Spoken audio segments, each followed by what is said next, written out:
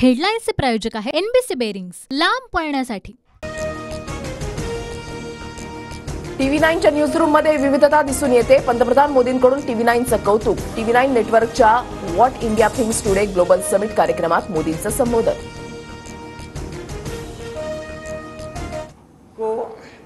TV9 का news room आपकी reporting team में बखूबी वो नजर आता है, ये रिप्रेजेंट करता है। आधीच्या सरकारमध्ये देश रिव्हर्स गिअरमध्ये होता। भारताच्या विकासाला गती देण्यासाठी आता गिअर बदलायला हवा। काँग्रेसच्या काळातील रखडलेल्या योजनांचा मोदींनी वाचला पाढा।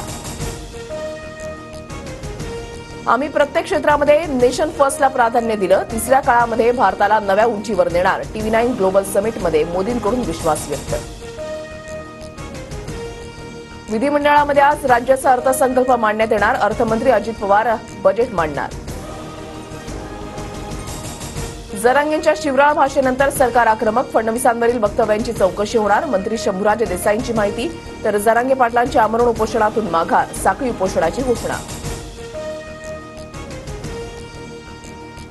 जरांगेंच्या तोंडातून तुतारीचा आवाज। भाजप नेत्यांचा हल्लाबोल। पवारांच्या टोळीकडून फडणवीसांना बदनाम करण्याचं काम असल्याचाही आरोप। 6 महिन्यांपूर्वी कोणालाही माहिती नसणारे जरांगे आता शरद पवारांचे बाप बनलेत। परभणीमधल्या ओबीसी एल्गार मेळाव्यामध्ये प्रकाश आंबेडकरांचं वक्तव्य। आपण मराठा समाजाच्या पाठीशी असल्याचं मतदारसंघातील नागरिकांपर्यंत पोहोचावं। आरक्षणाचा मुद्दा संयमानं घ्या। फडणवीसांच्या भाजपा आमदारांना सूचना। लोकसभा निवडणुकीच्या जागावाटपावर आज आणि उद्या मवियाची बैठक। बैठकीमध्ये प्रकाश आंबेडकर सहभागी होणार। जागावाटपावर शिक्कामोर्तब होण्याची शक्यता। मराठवाड्यामध्ये काँग्रेसला धक्का। ज्येष्ठ नेते बसवराज पाटलांचा काँग्रेस कार्याध्यक्षपदाचा राजीनामा। आज सकाळी 11 वाजता बावनकुळेंच्या उपस्थितीमध्ये भाजपमध्ये पक्षप्रवेश करणार। सुप्रिया सुळेंसाठी शरद पवार मैदानात। शरद पवार आज बारामती लोकसभेचा आढावा घेणार। पुण्यातील निसर्ग कार्यालयामध्ये 10 वाजता पवारांची बैठक।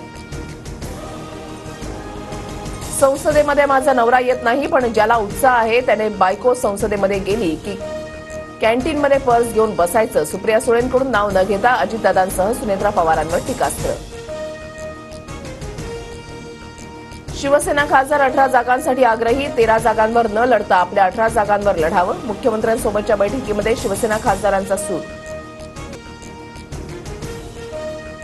ठाणे भिवंडी कल्याण मेट्रो 5च्या मार्गिकेसाठी मेट्रो गाड्यांची खरेदी प्रक्रिया सुरू। MMRDA मेट्रो गाड्यांचा 2640 कोटींचा खर्च करणार।